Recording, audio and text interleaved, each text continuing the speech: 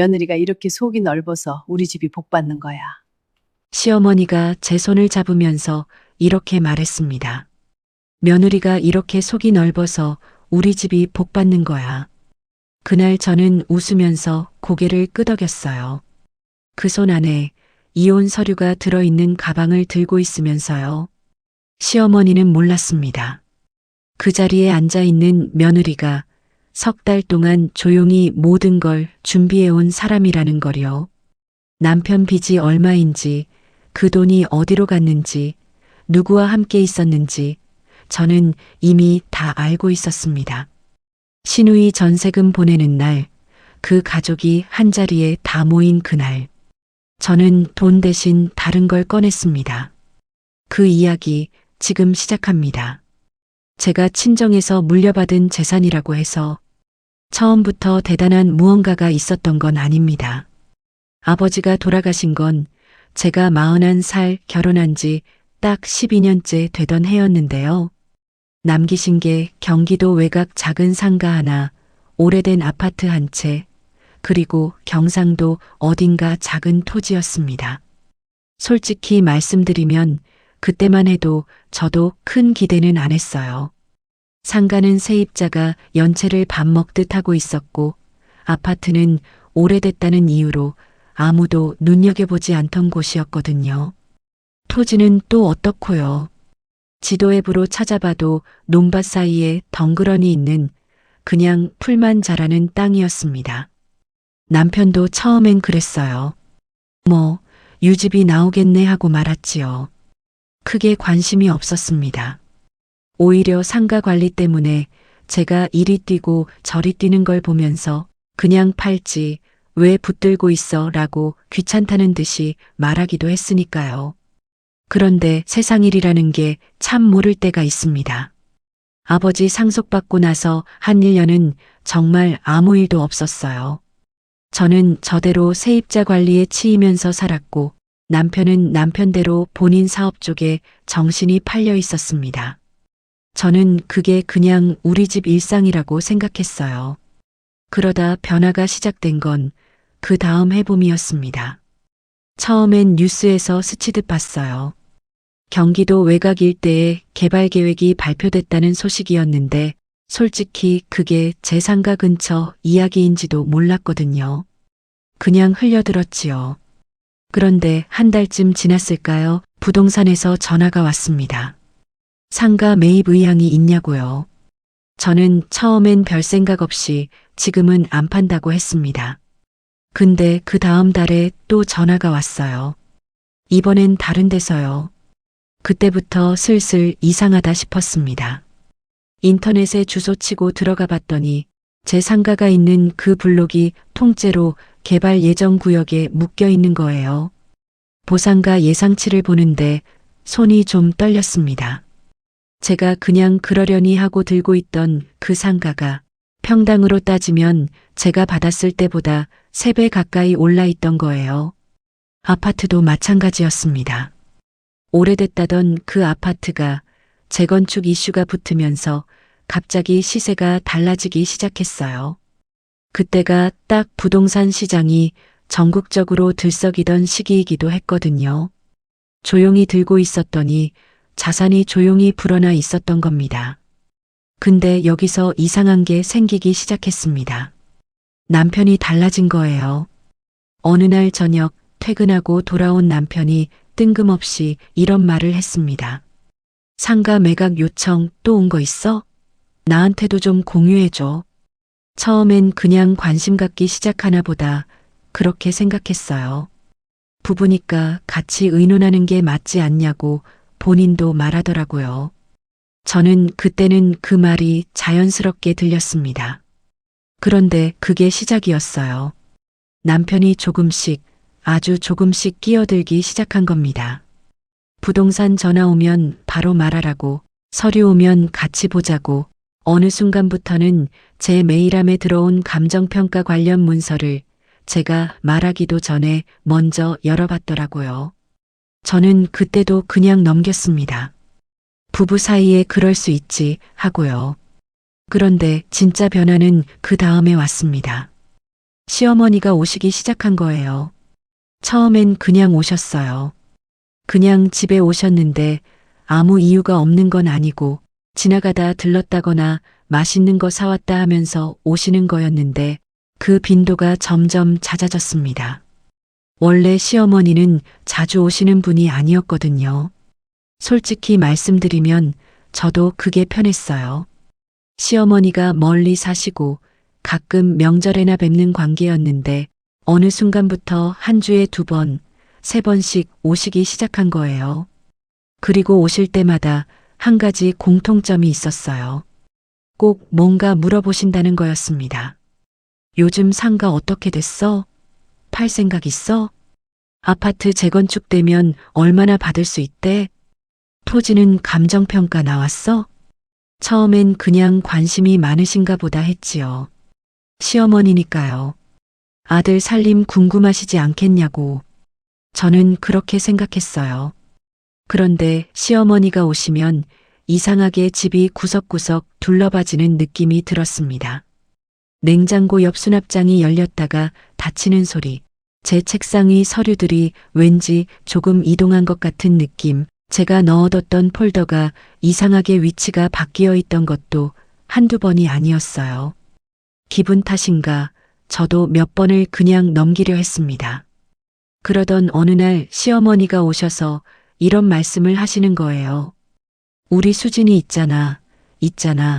이번에 결혼할 것 같아. 수진이라고 하면 시누이예요. 저보다 6살 어린 시누이인데 그전까지는 결혼 이야기가 없었거든요. 남자 사귄다는 말도 들은 적이 없었고요. 저는 그냥 그래요?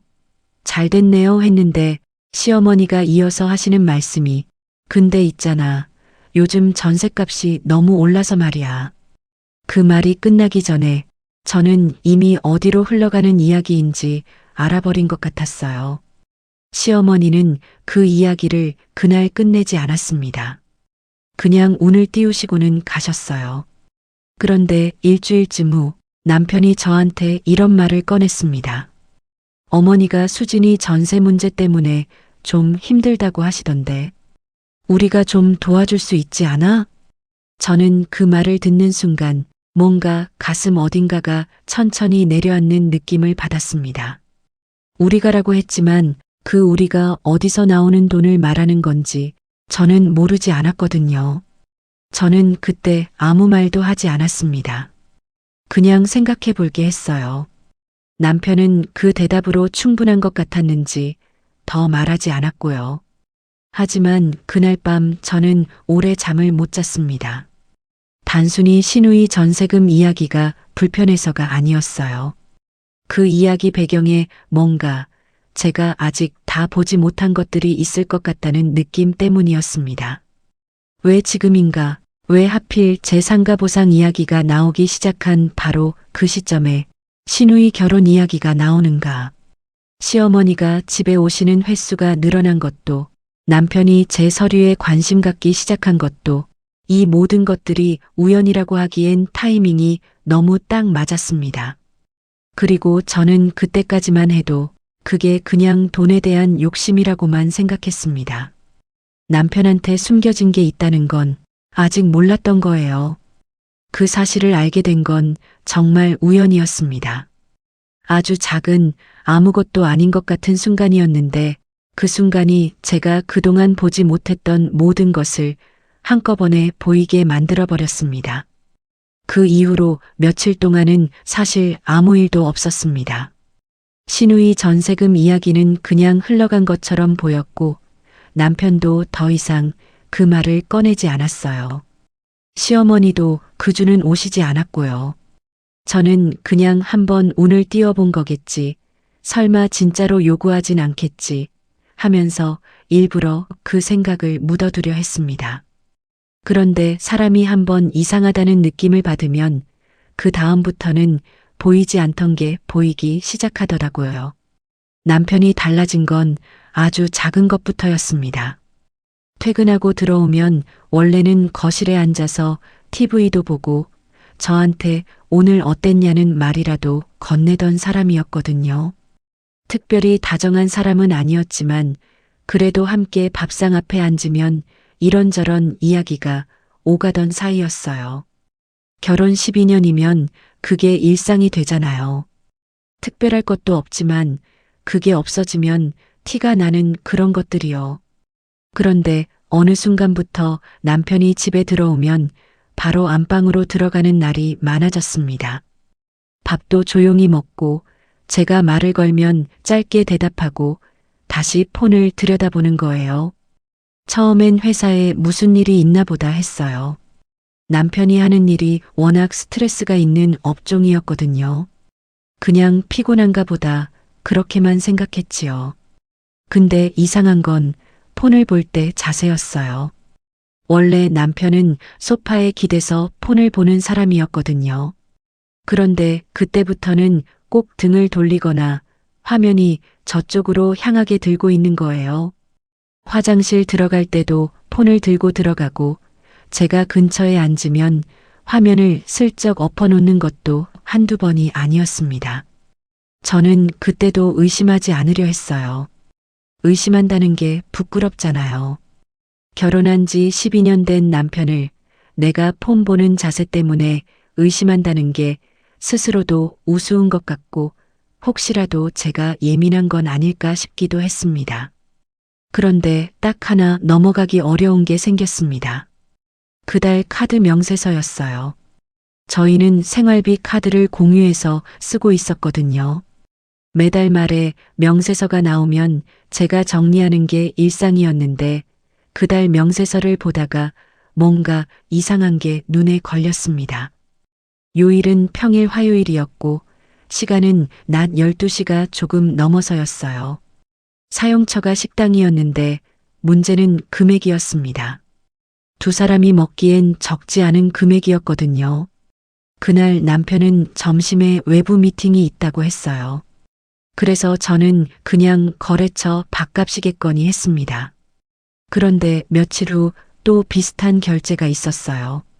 이번엔 금요일이었고 장소가 달랐습니다.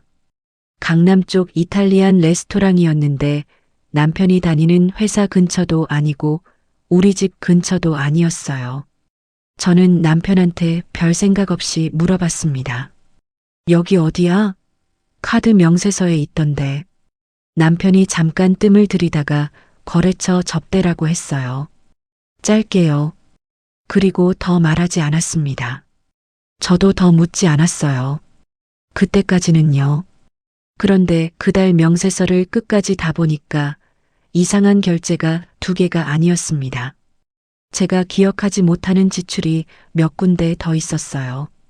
꽃집, 카페, 한 번은 백화점 여성복층. 저는 그 백화점 근처에 간 적이 없었습니다.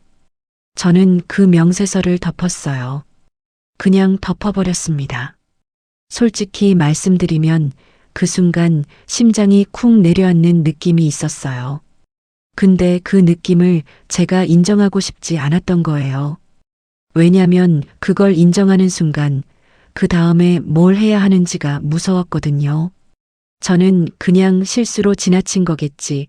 아니면 내가 모르는 사정이 있겠지. 그렇게 스스로를 설득하면서 넘어가려 했습니다. 그런데 그러면서도 한편으로는 계속 어딘가 걸리는 게 있었어요. 남편이 시댁과 통화하는 횟수가 늘어난 것도 그 즈음이었습니다. 원래 남편은 어머니한테 전화를 자주 하는 사람이 아니었어요. 명절에 연락하고 어머니가 먼저 오시거나 전화하시면 받는 정도였지 본인이 먼저 전화를 거는 일은 거의 없었거든요. 그런데 어느 날 보니까 남편이 베란다에 나가서 낮은 목소리로 통화를 하고 있었어요. 제가 부엌에서 설거지를 하다가 들었는데 말소리는 들렸는데 내용이 잘 안 들리는 거예요. 베란다 문이 닫혀 있어서요. 저는 그냥 어머니한테 전화하나 보다 했습니다. 근데 그게 그달 들어서 3번째였어요. 제가 본 것만요. 그러다 한 번은 제가 마침 안방 쪽으로 지나가다가 우연히 들었어요. 아직 확정된 건 아니야. 좀 더 기다려봐. 그 말이요. 저는 발걸음을 멈췄습니다. 뭘 기다린다는 건지, 뭐가 아직 확정이 안 됐다는 건지.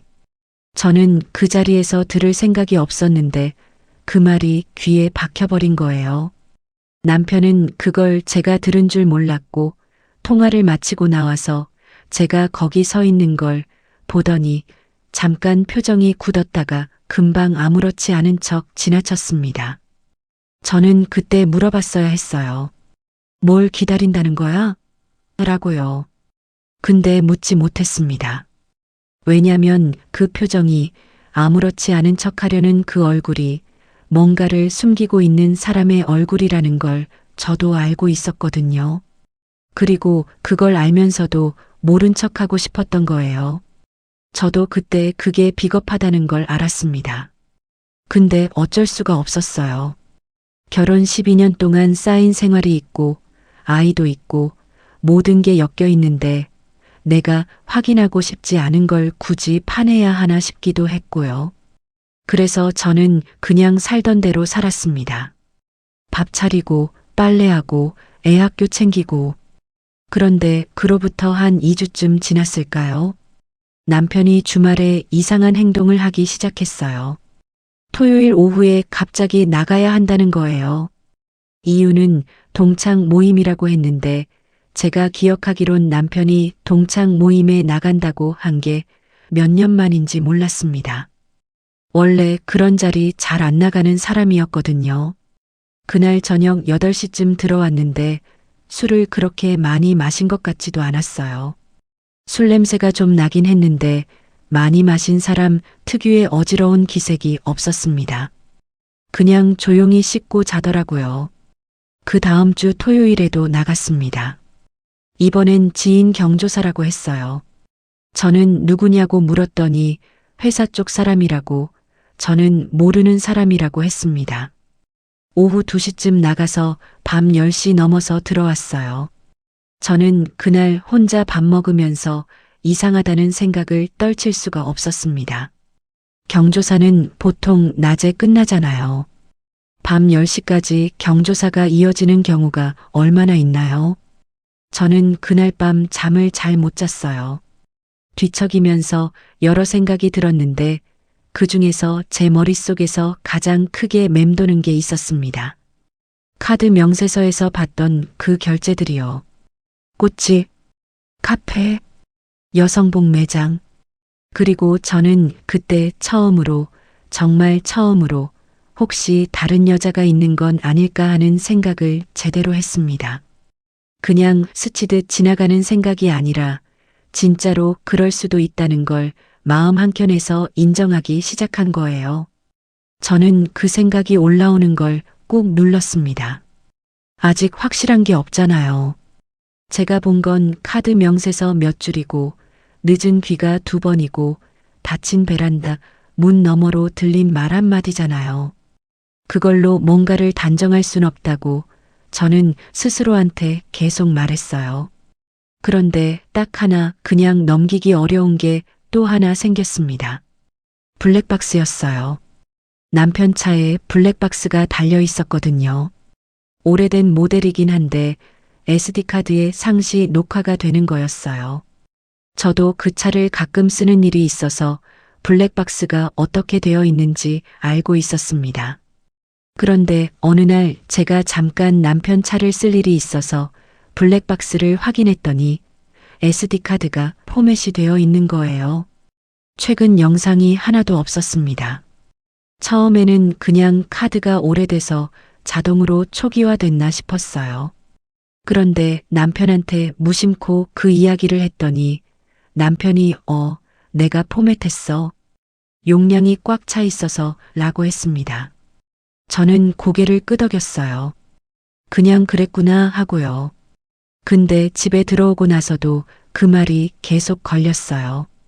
용량이 꽉 차면 오래된 영상부터 자동으로 덮어 씌워지는 게 블랙박스 원리거든요. 굳이 포맷을 할 이유가 없잖아요. 그걸 알면서도 포맷을 했다는 건 뭔가 지우고 싶은 게 있었다는 거잖아요. 저는 그날 밤 오래 앉아 있었습니다. 부엌불을 켜놓고 남편이 잠든 시간에 혼자 앉아서 지난 몇 달을 되짚어 봤어요. 갑자기 말이 줄어든 남편, 등을 돌리고 보던 폰, 이상한 카드 결제들, 베란다, 통화, 설명이 안 되는 주말 외출, 가리고 포맷된 블랙박스. 하나하나는 다 설명이 될 수 있는 것들이었어요. 하지만 이 모든 게 같은 시기에 한꺼번에 일어나고 있다는 게 저는 그게 더 이상 우연이라는 생각이 들지 않기 시작했습니다.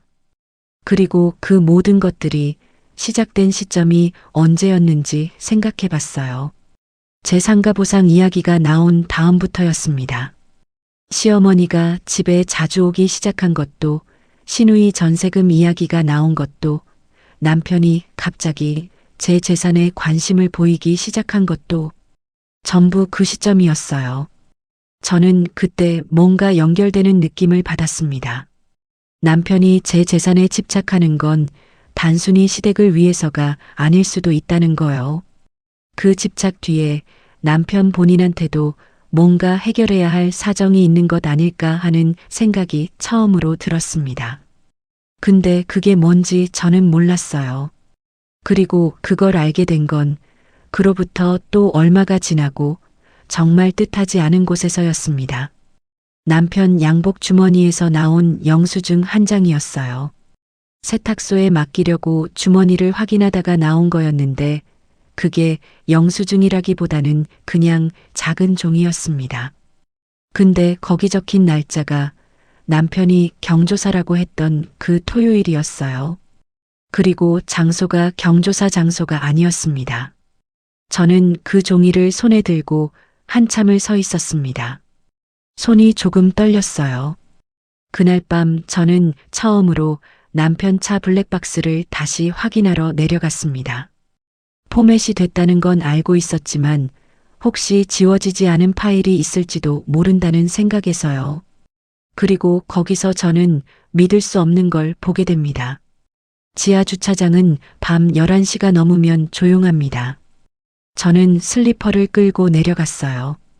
남편은 이미 잠들어 있었고 아이도 자고 있었고 저만 혼자 그 조용한 주차장에 서 있었습니다. 손에는 블랙박스 SD카드 리더기를 들고요. 남편이 포맷했다고 했지만 저는 혹시나 하는 마음이 있었어요. 데이터 복구라는 게 된다는 걸 어디선가 읽은 적이 있었거든요. 근데 그게 제가 할 수 있는 건 아니었고 일단 카드 자체에 뭐가 남아있는지라도 확인해 보고 싶었습니다. 카드를 꺼내는 손이 조금 떨렸어요. 저는 그 순간에도 아무것도 없기를 바랐습니다. 꺼내서 확인해 보면 그냥 깨끗하게 비어 있고 내가 쓸데없는 생각을 한 거구나 하고 올라가기를 바랐어요. 그런데 포맷이 됐다고 해도 폴더 구조가 남아 있었습니다. 파일은 없는데 폴더 이름이 남아 있는 거예요. 날짜별로 정리가 되어 있는 구조였는데 거기서 이상한 게 보였어요. 폴더가 중간에 끊겨 있었습니다. 며칠 분량의 폴더가 통째로 없는 거예요. 앞에는 있고 뒤에는 있는데 딱 그 기간만 비어 있었습니다. 포맷을 한 게 아니라 선택적으로 지운 거였어요. 저는 주차장 바닥에 쭈그려 앉아서 그걸 한참 들여다봤습니다.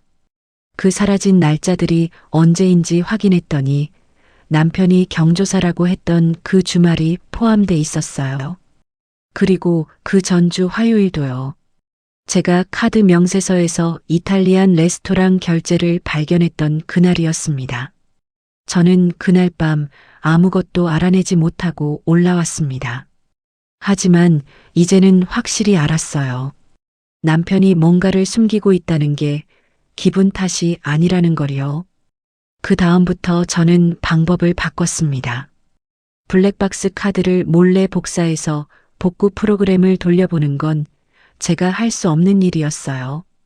그래서 저는 다른 방법을 쓰기로 했습니다. 카드 명세서를 더 꼼꼼하게 보기 시작한 거예요. 저는 그 달치, 전달치, 그전 전달치, 석 달치 명세서를 다 뽑아서 날짜별로 정리했습니다. 어디서, 몇 시에, 얼마를 썼는지요. 그랬더니 패턴이 보이기 시작했어요. 한 달에 두세 번 규칙적으로 특정 지역에서 결제가 이루어지고 있었습니다. 강남 쪽 카페, 그 근처 식당, 그리고 한 번은 꽃집. 날짜를 보니까 전부 평일 낮이거나 주말 오후였어요. 남편이 바쁘다거나 외부 일정이 있다거나 했던 날들이었습니다. 저는 그 주소들을 지도에 하나씩 찍어봤어요. 전부 걸어서 10분 거리 안에 있었습니다. 한 지역이었어요. 동네 하나에 몰려 있는 거예요. 저는 그게 어떤 의미인지 모를 만큼 바보는 아니었습니다. 그 동네에 누군가가 있는 거였어요. 저는 그날 밤 처음으로 울었습니다. 소리 없이요. 남편이 자고 있는 옆에서 이불을 끌어당기고 입을 막고 울었어요. 눈물이 왜 나오는지도 잘 모르겠더라고요. 슬프다기보다는 뭔가가 무너지는 것 같은 느낌이었어요. 12년이라는 시간이 내가 생각했던 것과 다른 모양이었을 수도 있다는 느낌이요. 그런데 저는 그때 한 가지를 결심했습니다. 울고 끝내지 않겠다고요. 다음 날부터 저는 달라졌어요. 표면적으로는 아무것도 달라지지 않았습니다. 아침밥 차리고 남편 출근시키고 아이 학교 보내고 똑같이 살았어요. 남편도 제가 달라진 걸 몰랐을 거예요. 하지만 저는 속으로 조용히 준비하고 있었습니다. 우선 카드 명세서를 캡처해서 따로 정리하기 시작했어요. 날짜, 장소, 금액, 남편이 그날 어디 있다고 했는지까지 함께 정리했습니다. 그리고 두 번째로 한 건 통신사 앱 로그인이었어요. 저희는 가족 결합 요금제라서 제가 남편 통화 내역을 조회할 수 있었거든요. 저는 그전까지 그걸 한 번도 들여다본 적이 없었어요. 그럴 이유가 없다고 생각했으니까요. 처음 통화 내역을 열었을 때 저는 화면을 보다가 멈췄습니다. 특정 번호가 너무 자주 보였어요. 저장된 이름은 없었고 번호만 있었는데 그 번호로 전화가 오고 가는 횟수가 한 달에 수십 건이었습니다. 낮에도 저녁에도 심지어 밤 11시가 넘어서도 통화 기록이 있었어요. 저는 그 번호를 메모했습니다. 그리고 며칠 후 그 번호로 검색을 해봤더니 아무것도 나오지 않았어요. 개인 번호인 거지요. 저는 그때 직접 전화를 해볼까 하는 생각도 잠깐 했습니다. 하지만 하지 않았어요. 왜냐면 그렇게 해봤자 제가 원하는 걸 얻을 수 없다는 걸 알고 있었거든요. 상대가 끊으면 그만이고 남편한테는 제가 의심하고 있다는 사실만 알려지는 거잖아요. 저는 조용히 기다리기로 했습니다. 그러면서 더 꼼꼼하게 들여다보기 시작했어요. 그러다 발견한 게 있었습니다. 체크카드 내역이었어요. 저는 그전까지 체크카드까지 챙겨볼 생각을 못했거든요. 주로 신용카드 명세서만 봤었는데 남편이 따로 쓰는 체크카드가 있다는 걸 뒤늦게 알게 된 거예요. 은행 앱에서 우연히 발견했습니다. 남편 명의 계좌에서 돈이 빠져나가는 내역이 있었는데 그게 제가 알고 있는 생활비 계좌가 아니었어요. 다른 계좌였습니다. 저는 그 계좌 내역을 볼 수가 없어서 대신 입출금 문자 내역을 뒤졌어요. 남편 폰에 오는 문자는 볼 수 없었지만 공유 와이파이에 연결된 기록이라든지 간접적으로 확인할 수 있는 것들을 하나씩 모았습니다. 그러다 결정적인 걸 발견하게 됩니다. 남편이 받아두고 서랍에 넣어놓은 우편물이 있었어요. 저는 원래 남편 서랍을 뒤지는 사람이 아니었어요. 그럴 일이 없었거든요. 근데 그날 뭔가 집 정리를 하다가 그 서랍이 눈에 들어왔고 그냥 무심코 열어봤는데 거기 봉투가 하나 있었습니다. 은행에서 온 거였어요. 저는 그걸 열었습니다. 손이 많이 떨렸어요. 그 안에는 대출 안내 서류가 들어 있었는데 자녀 대출금이라고 적혀 있는 숫자가 제가 전혀 알지 못하는 금액이었습니다. 제가 알고 있는 우리 집 대출과는 완전히 다른 남편 개인 명의의 신용대출이었어요. 금액이 상당했습니다. 저는 그 서류를 들고 한동안 서 있었어요. 이게 언제 생긴 건지, 어디에 쓴 건지 저는 아무것도 몰랐습니다. 남편이 한 번도 말하지 않은 거였어요. 저는 거기서 다시 처음으로 돌아가서 생각해 봤습니다. 남편이 재산가 보상 이야기에 그렇게 관심을 가진 것, 시누이 전세금 이야기를 꺼낸 것, 시어머니가 갑자기 집에 자주 드나들기 시작한 것, 그 모든 게 이제 다른 그림으로 보이기 시작했습니다. 시누이 전세금이 목적이 아니었던 거예요. 그건 포장이었던 거지요. 남편한테 갚아야 할 빚이 있었고 그 빚이 어디서 왔는지를 생각해 보면 그 수십 통의 전화와 카드 내역과 꽃집 영수증이 연결됐습니다. 남편은 다른 여자에게 돈을 쓰고 있었고 그걸 감당하지 못해서 대출을 받은 거였어요. 그리고 그 대출을 해결하기 위해 제 친정 재산이 필요했던 겁니다. 시댁을 끌어들인 것도 본인 혼자선 저를 설득하기 어려우니까 어머니 명분을 이용한 거였던 거예요. 가족이니까 도와줘야 한다는 그 말이 사실은 자기 빚 갚는데 제 돈을 써야 한다는 말이었습니다. 저는 그걸 깨닫는 순간 이상하게도 눈물이 나오지 않았어요. 슬프지 않은 게 아니었습니다. 슬프지 않을 수가 없었지요. 근데 그 슬픔 위에 더 차가운 감정이 먼저 올라왔어요. 배신이라는 게 이런 거구나 싶더라고요. 단순히 바람 피웠다는 게 배신이 아니라 그 뒤처리를 나한테 시키려 했다는 게요. 그것도 친정 아버지 돌아가시고 제가 받은 재산으로요. 저는 그날 밤 오래 앉아 있었습니다. 그리고 생각했어요. 이제 어떻게 해야 하나가 아니라 이 사람이 어디까지 하려고 하는지를 먼저 끝까지 보자고요.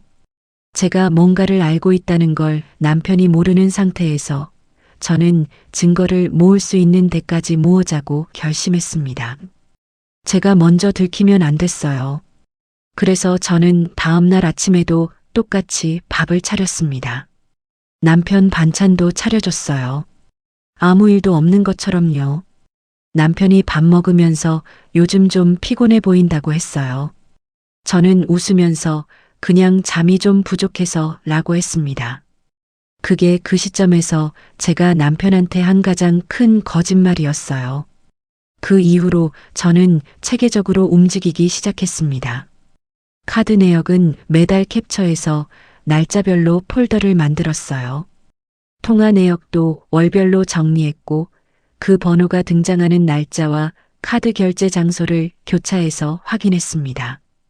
남편이 어디 있다고 했는지, 실제 카드 결제는 어디서 됐는지, 이 두 가지가 안 맞는 날들이 생각보다 많았어요. 그리고 대출 서류도 사진으로 찍어뒀습니다. 원본은 그대로 서랍에 돌려놓고요. 저는 그러면서 한 가지를 더 생각했어요. 이혼을 한다면 재산 분할이 어떻게 되는지요. 저는 그전까지 이혼이라는 단어를 내 삶에서 생각해 본 적이 없었습니다. 결혼하고 12년 동안 한 번도요. 싸움이 있어도 힘든 시간이 있어도 이혼이라는 선택지를 진지하게 고려한 적이 없었어요. 그런데 그날은 달랐습니다. 저는 냉정하게 생각했어요. 친정에서 받은 재산은 제 특유 재산이에요. 제 이름으로 된 거고 결혼 전부터 아버지 명의로 있던 재산이니까요. 이혼을 해도 그 재산은 제 거라는 걸 저는 알고 있었습니다. 하지만 남편이 빚을 지고 있다면 이야기가 달라질 수 있다는 것도요. 저는 그래서 조용히 알아보기 시작했습니다. 가까운 법률 무료 상담 창구에 가서 이름도 밝히지 않고 그냥 일반적인 질문으로요. 거기서 들은 이야기들을 정리하면서 저는 제가 뭘 갖춰야 하는지를 알게 됐습니다. 외도 증거, 대출 규모, 그 돈이 어디에 쓰였는지, 그리고 남편이 제 재산을 요구한 정황. 이 네 가지였어요. 저는 그때부터 그 네 가지를 천천히 조용히 모으기 시작했습니다. 남편은 여전히 집에 들어오면 폰을 들고 안방으로 갔고, 시어머니는 여전히 가끔 들르셨고, 시누이 전세금 이야기도 가끔 남편 입에서 나왔어요. 저는 그때마다 좀 더 생각해 볼게요라고만 했습니다. 남편도 시어머니도 제가 생각 중이라고 믿었을 거예요. 하지만 저는 이미 결론을 내려놓고 있었습니다. 그날 저는 울지 않았어요. 이제 싸울 필요도 없겠더라고요. 싸우면 지는 거잖아요. 소리치고 따지면 남편은 발뺌할 거고, 시어머니는 며느리가 예민하다고 할 거고, 저만 감정적인 사람이 되는 거잖아요. 저는 그 구도가 싫었습니다. 이길 거라면 이기는 방식으로 해야 했어요. 증거만 모으면 되는 일이었습니다. 그리고 그 시간 동안 남편도, 시어머니도, 시누이도 아무것도 몰랐어요. 그들은 잔금일만 기다리고 있었고, 저는 그날을 다른 방식으로 준비하고 있었습니다. 증거를 모으기로 결심한 다음 날 아침, 저는 평소보다 조금 일찍 일어났습니다. 남편이 아직 자고 있는 시간에 부엌에 서서 밥을 지었어요. 된장찌개도 끓이고 남편이 좋아하는 계란말이도 했습니다. 아무 일도 없는 것처럼요. 아니, 아무 일도 없는 것처럼이 아니라 정말로 아무 일도 없는 사람처럼요. 그 차이가 중요했어요. 티가 나면 안 됐거든요. 남편이 내려와서 밥상 앞에 앉았을 때 저는 그냥 평소처럼 옆에 앉아서 밥을 먹었습니다. 남편이 뭔가 말을 건넸고 저는 적당히 대꾸했어요. 그 대화 내용이 뭐였는지는 기억도 안 납니다. 그냥 흘려보냈거든요. 하지만 그 자리에서 저는 남편 얼굴을 찬찬히 봤습니다. 이 사람이 지금 나한테 미안함이 있는지, 불안함이 있는지, 아니면 아무렇지 않은지를요. 아무렇지 않았어요. 숟가락질하고, 핸드폰 보고, 커피 한 잔 마시고, 가방 들고 나갔습니다. 저한테 다녀오겠다는 말도 그냥 습관처럼 하더라고요. 저도 습관처럼 조심해서 가 했고요. 문이 닫히고 나서 저는 그 자리에 잠깐 앉아 있었어요. 이 사람은 진짜 아무것도 모르는구나 싶었습니다. 내가 알고 있다는 걸, 내가 준비하고 있다는 걸 전혀 모르고 저 문을 나간 거예요. 그 생각이 드는 순간 이상하게 마음이 가라앉았습니다. 더 이상 흔들리지 않겠다는 확신 같은 게 생기는 느낌이요. 저는 그날부터 두 가지 생활을 동시에 했습니다. 하나는 겉으로 보이는 생활이고 하나는 아무도 모르는 생활이었어요. 겉으로 보이는 생활은 똑같았습니다. 밥 차리고 빨래하고 아이 학교 보내고 시어머니 전화 오면 받고 남편 챙기는 척하고요. 그 생활은 흔들리지 않았어요. 오히려 더 안정적이었을 거예요. 제가 더 이상 불안하지 않았거든요. 알만한 건 다 알아버린 사람한테는 더 이상 두려움이 없잖아요. 그리고 아무도 모르는 생활은 조용히 이어지고 있었습니다. 저는 그 무렵 처음으로 변호사 사무실 문을 두드렸어요. 인터넷에서 찾은 곳이었는데 가족법 전문이라고 돼 있는 작은 사무소였습니다. 저는 예약도 제 이름으로 하지 않았어요. 그냥 번호만 누르고 상담 예약을 했지요. 상담실 의자에 앉았을 때 변호사 선생님이 무슨 일로 오셨냐고 물어봤어요. 저는 잠깐 망설였다가 그냥 담담하게 말했습니다. 이혼을 준비하려고요, 라고요. 그 말을 입 밖에 내는 게 처음이었는데 생각보다 덜 떨렸어요. 제가 오래 생각해온 말이어서 그랬던 것 같습니다. 마음속으로 이미 몇 번을 해본 말이니까요. 변호사 선생님이 여러 가지를 물어봤어요. 혼인 기간, 자녀 유무, 재산 상황, 외도 증거 여부, 상대방 빚 규모까지요. 저는 제가 알고 있는 것들을 차분하게 말했습니다. 카드 내역 정리한 것도 보여드리고 대출 서류 사진도 보여드리고요. 선생님이 들으면서 한 가지를 강조하셨어요. 외도 증거는 명확할수록 좋고 빚의 경우 그 돈이 어디에 쓰였는지가 중요하다고요.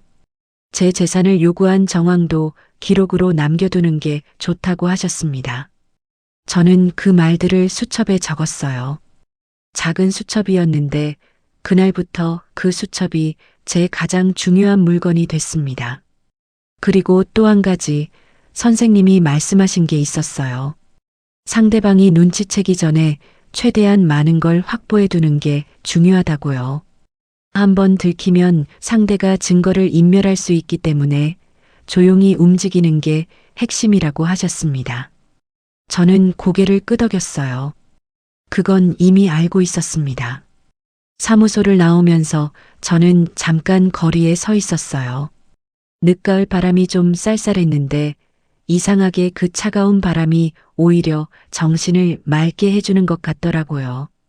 저는 버스 정류장 벤치에 잠깐 앉아서 수첩을 다시 펼쳐봤습니다. 앞으로 제가 해야 할 일들이 거기 적혀 있었어요. 저는 그걸 한번 읽고 수첩을 가방 안쪽 주머니에 깊이 넣었습니다. 그리고 집으로 돌아와서 저녁을 차렸어요. 남편 좋아하는 제육볶음으로요. 그 즈음에 시어머니한테서 연락이 왔습니다.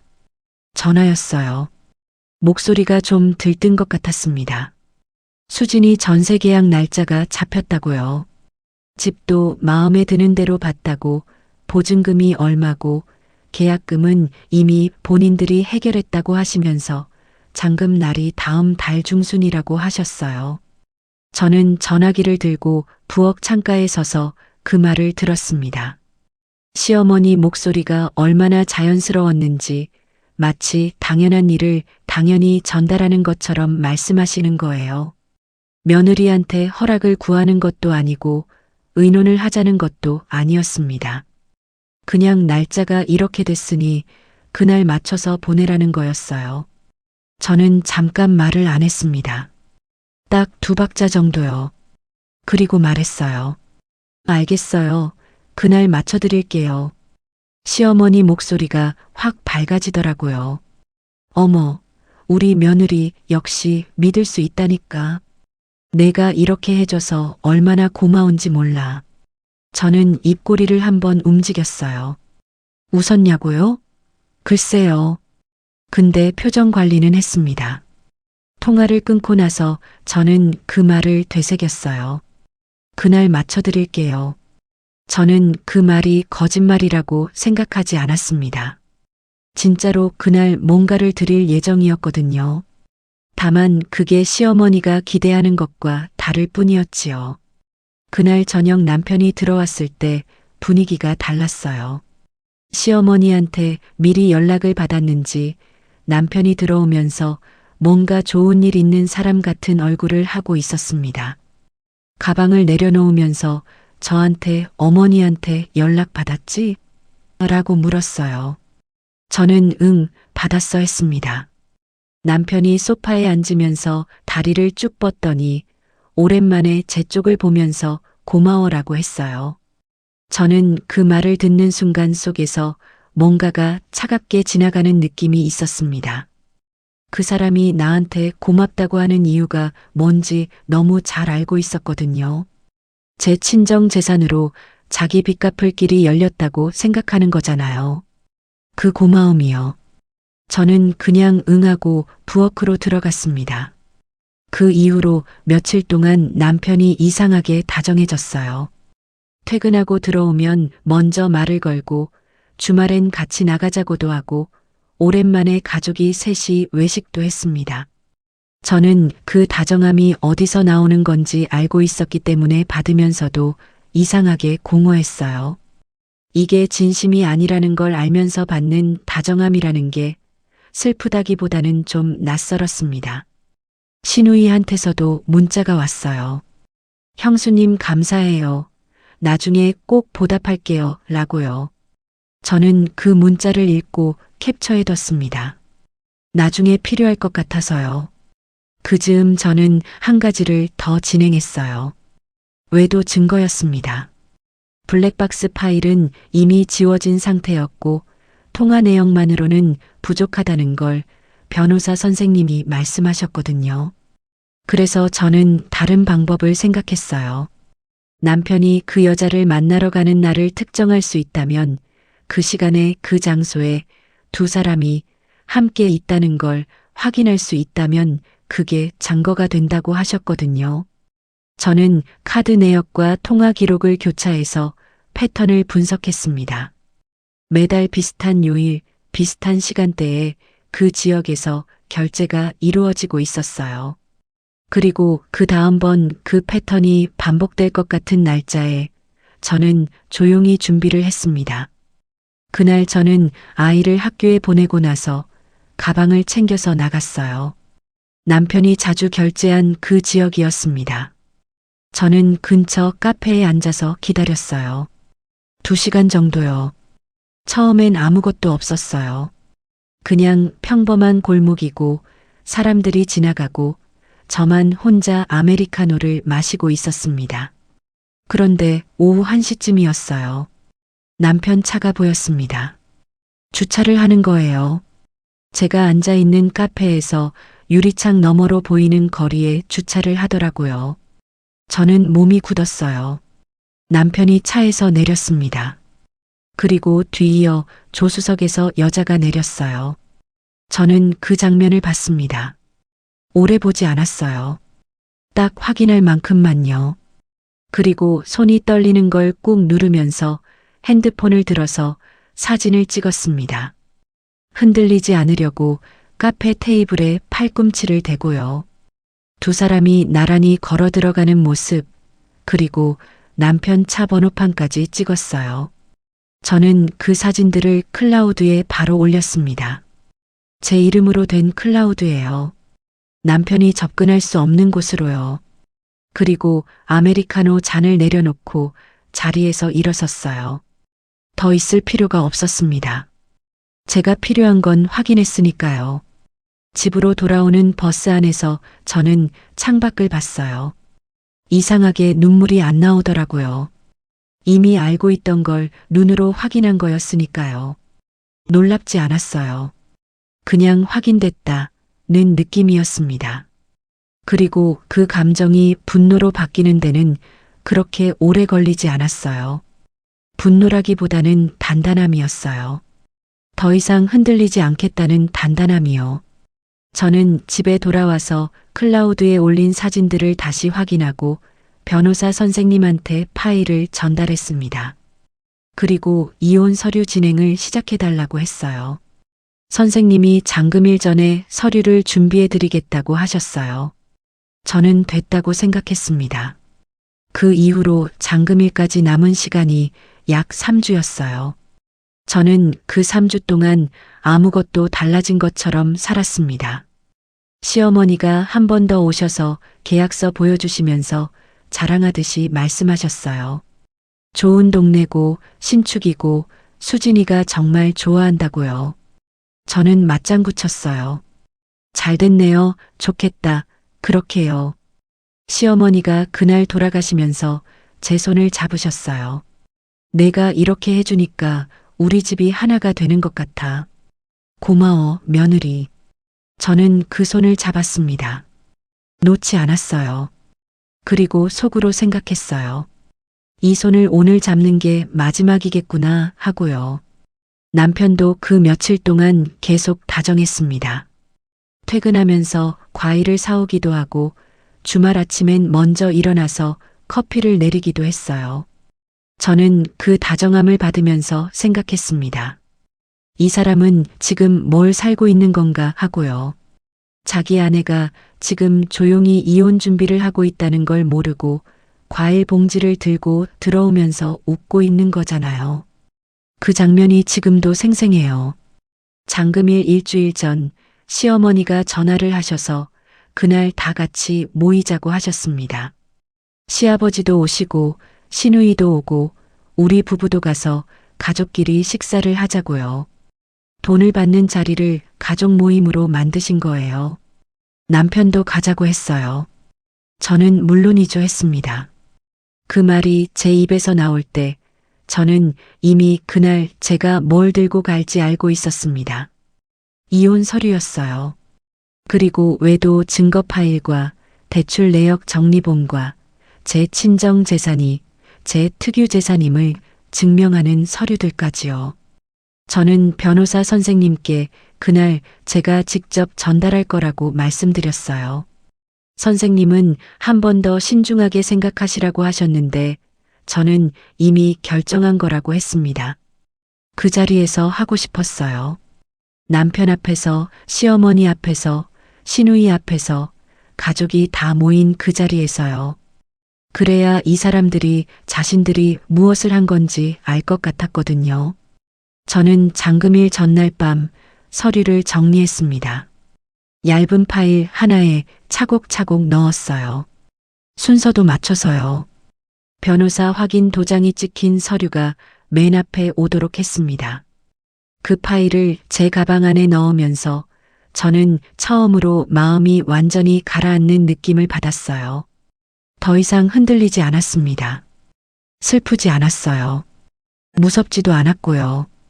그냥 이제 끝낼 시간이 됐구나. 그 생각 하나였습니다. 남편이 옆에서 코를 골며 자고 있었어요. 저는 불을 끄고 눈을 감았습니다. 내일이면 모든 게 바뀔 거라는 걸 알면서도 이상할 만큼 잘 잤습니다. 그날이 오기만 기다리고 있었으니까요. 그날 아침은 이상하게 날씨가 맑았습니다.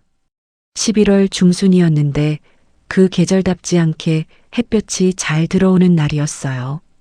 저는 평소보다 조금 일찍 일어나서 세수를 하고 옷을 차려입었습니다. 특별히 차려입은 건 아니었어요. 그냥 깔끔하게요. 근데 거울을 보면서 한 가지만 생각했습니다. 오늘 이 얼굴이 흔들리면 안 된다고요.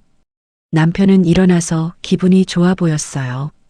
샤워를 하면서 콧노래를 흥얼거렸는데 저는 그 소리를 들으면서 속으로 그랬습니다. 오늘이 마지막 콧노래가 되겠구나 하고요. 아이는 그날 제가 미리 친정 오빠한테 부탁해뒀어요. 학교 끝나면 오빠네 집으로 가달라고요. 오빠한테는 오늘 시댁 행사가 있어서라고만 했습니다. 자세한 건 말하지 않았어요. 오빠는 잘 다녀오라고 했고요. 저는 가방을 챙겼습니다. 파일이 들어있는 가방이었어요. 변호사 확인 도장이 찍힌 이혼 서류, 남편 외도 사진들을 정리한 출력물, 대출 내역과 카드 명세서 정리본, 그리고 제 친정 재산이 특유 재산임을 확인하는 서류까지요. 변호사 선생님이 깔끔하게 정리해 주셨는데 얇아 보이지만 그 안에 담긴 게 가볍지 않다는 걸 저는 알고 있었습니다. 가방 지퍼를 닫으면서 저는 한번 크게 숨을 들이쉬었어요. 됐다 싶었습니다. 시댁은 남편 부모님 댁이었어요. 차로 40분 정도 거리였는데 남편이 운전을 했습니다. 가는 길 내내 남편이 이런저런 말을 했어요. 오늘 어머니가 얼마나 기대하시는지, 수진이가 얼마나 좋아하는지, 이번에 잘 마무리되면 가족이 더 가까워질 것 같다고요. 저는 적당히 고개를 끄덕이면서 창밖을 봤습니다. 가족이 더 가까워진다는 말이요. 남편은 아마 오늘 이후로 그 말이 얼마나 아이러니한지 알게 될 거였어요. 시댁에 도착하니 시어머니가 현관까지 나오셨습니다. 표정이 환했어요. 오랜만에 보는 환한 얼굴이었습니다. 저를 보자마자 손을 잡으시면서 왔어. 어서 들어와 하시는 거예요. 저는 신발을 벗으면서 네, 어머니 했습니다. 거실에 들어가니 시아버지도 계셨고 시누이 수진이도 와 있었어요. 수진이가 저를 보더니 환하게 웃으면서 일어나서 형수님하고 불렀습니다. 고맙다는 말이 벌써 얼굴에 써 있었어요. 저는 그 얼굴을 보면서 생각했어요. 이 사람도 오늘 여기서 알게 되겠구나 하고요. 오빠가 어떤 사람인지를요. 상이 차려졌습니다. 시어머니가 손수 차리신 것들이었는데 평소보다 음식이 많았어요. 갈비찜도 있었고 저가 좋아한다고 하셨던 나물들도 있었고요. 이 자리가 얼마나 기대되셨으면 이렇게 차리셨을까 싶었습니다. 밥을 먹으면서 분위기는 내내 들떠 있었습니다. 시아버지는 조용한 분이신데 그날은 수진이한테 잘 됐다는 말씀을 몇 번이나 하셨어요. 시어머니는 음식을 나눠주시면서 제 그릇에 더 얹어주셨고 수진이는 신혼집 이야기를 신나게 했습니다. 어느 동네에 있는지, 구조가 어떤지, 인테리어는 어떻게 할 건지. 남편은 그 옆에서 흐뭇한 표정으로 있었어요. 저는 밥을 먹었습니다. 맛이 느껴지지는 않았어요. 그냥 먹었습니다. 밥이 어느 정도 마무리될 때쯤이었어요. 시어머니가 찻잔을 내려놓으시면서 말씀하셨습니다. 이제 정리하면 되지 않니? 오늘 잔금이잖아. 자연스럽게요. 정말 당연한 말씀을 하시는 것처럼이요. 남편도 제 쪽을 봤어요. 확인하는 눈빛이었습니다. 보내면 되지? 라는 눈빛이요. 수진이도 잠깐 저를 봤어요. 저는 잠깐 있었습니다. 그리고 말했어요. 네, 준비해 왔어요. 시어머니 표정이 환해지셨어요. 남편도 긴장이 풀리는 얼굴이었고 수진이는 감사해요. 형수님이라고 했습니다. 저는 가방에 손을 넣었어요. 파일을 꺼냈습니다. 두꺼운 파일은 아니었어요. 얇은 클리어 파일이었는데 그걸 테이블 위에 놓았습니다. 시어머니가 그걸 보시면서 손을 뻗으셨어요. 송금 확인서나 계좌 관련 서류라고 생각하신 거지요. 저는 조용히 말했습니다. 이건 돈이 아니라 이혼 서류입니다. 그 말이 거실에 퍼지는데 1초도 안 걸렸을 거예요. 하지만 그 말이 사람들 귀에 닿아서 이해되는 데는 시간이 좀 걸렸습니다. 시어머니가 먼저 반응하셨어요. 뭐? 그 한마디였습니다. 손이 파일 위에서 멈췄어요. 남편은 제 얼굴을 봤습니다. 표정이 굳었어요. 말이 나오지 않는 것 같았습니다. 저는 파일을 펼쳤어요. 첫 번째 장이 이혼 서류였습니다. 변호사 도장이 찍혀 있었어요. 시어머니가 그걸 보시더니 이게 무슨 짓이야 하셨어요. 목소리가 올라갔습니다.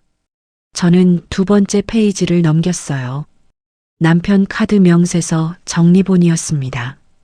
날짜, 장소, 금액이 깔끔하게 정리돼 있었고 특정 지역에서 반복적으로 이루어진 결제가 동그라미 표시와 함께 있었어요. 꽃집, 이탈리안 레스토랑, 카페, 여성복 매장. 시아버지가 그걸 보셨습니다. 아무 말씀을 안 하셨어요. 저는 세 번째 페이지를 넘겼습니다. 출력된 사진들이었어요. 제가 그날 카페에서 찍은 사진들이었습니다. 남편이 차에서 내리는 장면, 조수석에서 내리는 여자, 두 사람이 나란히 걸어 들어가는 뒷모습, 그리고 남편 차 번호판이 선명하게 찍힌 사진. 수진이가 그 사진을 보더니 입을 막았습니다. 남편이 그 순간 말을 했어요. 이거 아니야. 오해야. 저는 남편을 봤습니다. 그 눈을 보면서 저는 아무 감정이 없었어요. 분노도 아니고 슬픔도 아니었습니다. 그냥 다 알고 있다는 눈빛으로 봤어요. 그리고 네 번째 페이지를 넘겼습니다. 대출 내역이었어요. 남편 명의 신용대출, 자녀 금액, 개설일자. 그리고 그 아래에 카드 결제 내역과 교차 분석한 표가 있었습니다. 대출이 생긴 시점과 특정 번호로의 통화가 증가한 시점이 일치한다는 것. 그 기간 동안 설명되지 않는 현금 출금이 여러 차례 있었다는 것을 정리해 놓은 거였어요. 변호사 선생님이 도와주셨습니다. 저 혼자 만들 수 있는 자료가 아니었어요. 시어머니가 그 자료를 보시더니 남편을 보셨습니다. 이게 사실이야? 남편이 대답을 못했습니다. 그 침묵이 대답이었어요. 시어머니 얼굴이 달라지셨어요. 조금 전까지 화나던 얼굴이 한순간에 하얗게 변하는 걸 저는 봤습니다. 시아버지는 자리에서 일어나셨다가 다시 앉으셨어요. 말씀이 없으셨습니다. 수진이는 오빠하고 불렀는데 그 목소리에 물기가 있었어요. 남편이 그제야 제 쪽으로 몸을 돌렸습니다. 얼굴이 하얘져 있었어요. 눈이 흔들리고 있었고요. 미안해. 설명할게. 제발 이러지 마. 저는 그 말을 들었습니다. 그리고 생각했어요. 12년 전에 이 사람이랑 결혼할 때 저는 어떤 마음이었나 하고요. 설레었겠지요. 기대가 있었겠지요. 이 사람이랑 살면서 뭔가를 함께 만들어가겠다고 생각했겠지요. 그런데 지금 이 사람 앞에서 제가 느끼는 건 그 어떤 감정도 아니었어요. 그냥 끝났다는 거였습니다. 저는 파일을 닫았어요. 그리고 조용히 말했습니다. 설명은 변호사한테 하시면 됩니다. 그게 그 자리에서 제가 한 마지막 말이었어요. 저는 가방을 들었습니다. 시어머니가 제 팔을 잡으셨어요. 처음에는 강하게요. 이러면 안 돼. 가족끼리 이러면 안 되는 거야. 대화로 풀어야지. 저는 그 손을 천천히 떼어냈습니다. 그리고 시어머니 얼굴을 봤어요. 이분한테는 무슨 말을 해도 소용이 없다는 걸 알고 있었습니다. 가족이라는 말이 자기들한테 편할 때만 쓰는 말이라는 것도요. 제 친정 재산을 요구할 때는 가족이었고 아들 외도는 가족끼리 풀어야 한다고 하는 거잖아요. 저는 아무 말도 하지 않았습니다. 그냥 신발을 신고 문을 열었어요. 뒤에서 남편이 제 이름을 불렀고 시어머니가 뭐라고 하셨는데 저는 문을 닫았습니다. 현관 앞에 서서 잠깐 하늘을 봤어요. 아직도 맑은 날이었습니다. 햇볕이 그대로였어요. 저는 발걸음을 옮겼습니다. 그 이후 일들은 생각보다 복잡하게 흘러갔어요. 남편은 처음 며칠 동안 계속 연락을 했습니다. 설명하자고, 한 번만 만나자고, 애를 생각해서라도 다시 이야기하자고요. 저는 받지 않았어요. 변호사 선생님을 통해서만 연락하라고 했습니다. 시어머니도 연락이 왔어요. 며느리가 집안을 풍비박산 냈다고 어떻게 이럴 수가 있냐고 처음엔 화를 내셨고 나중엔 사정을 하셨습니다. 그 과정이 길었어요. 저는 그 연락들을 다 기록으로 남겼습니다. 변호사 선생님이 남겨두라고 하셨거든요. 남편 대출 문제는 생각보다 복잡했어요. 금액이 상당했고 그 돈이 상당 부분 외도 상대 여성에게 쓰인 걸 증명하는 자료가 이미 있었기 때문에 유책 배우자 인정이 됐습니다. 이혼 조건 협의 과정에서 제 친정 재산은 특유 재산으로 분류돼 보호받을 수 있었어요. 아버지가 남겨주신 재산이 지켜진 겁니다. 시누이 전세 문제는 결국 시댁에서 해결했습니다. 어떻게 해결했는지는 저는 알지 못해요. 제가 관여할 일이 아니었으니까요. 아이는 힘들었습니다. 그 부분은 제가 가장 오래 마음에 걸렸어요. 아이한테 어떻게 설명해야 하나, 어떻게 하면 덜 상처를 받게 할 수 있나, 그 고민을 가장 오래 했습니다. 하지만 아이는 생각보다 괜찮았어요. 아이들이 때론 어른보다 더 현실을 잘 받아들이더라고요. 저는 그 이후로 좀 더 시간이 지나서 처음으로 혼자 여행을 갔습니다. 멀리는 아니었어요. 기차로 2시간 거리 바닷가였는데 혼자 숙소를 잡고 이틀을 있었습니다. 바다를 보면서 아버지 생각을 많이 했어요. 아버지가 남겨주신 그 재산이 처음엔 짐처럼 느껴질 때도 있었거든요. 상가 관리도 귀찮고 세입자 문제도 있고 남편이 관심 갖기 시작하면서는 그냥 없어지면 편하겠다 싶을 때도 있었으니까요. 근데 돌이켜보면 그 재산이 없었다면 저는 이 사람의 진짜 얼굴을 더 늦게 봤을 겁니다. 어쩌면 영영 몰랐을 수도 있어요. 결혼 생활이라는 게 오래 살다 보면 이상한 걸 봐도 그냥 넘어가게 되거든요. 내가 예민한 건가, 내가 잘못 본 건가, 그냥 이렇게 사는 거겠지 하면서요. 근데 그 재산이 올라가면서 탐욕이 커졌고 탐욕이 커지면서 숨겨뒀던 것들이 다 드러난 거예요. 그 집값이 오르지 않았다면 저는 그 사람의 진짜 얼굴을 더 늦게 봤을 겁니다. 참고 살았다면 평생 몰랐을 진실이었겠지요. 저는 지금 잘 지내고 있습니다. 후회는 없어요. 그 자리에서 파일을 꺼낸 것도, 문을 닫고 나온 것도 한 번도 후회한 적이 없습니다. 제가 후회하는 건 딱 하나예요. 조금만 더 일찍 알았더라면 하는 거요. 하지만 그것도 그 시간이 있었기 때문에 지금 제가 이 자리에 있는 거라는 걸 알고 있습니다. 아버지, 이 딸 지금 괜찮습니다. 아버지가 남겨주신 거 잘 지켰어요.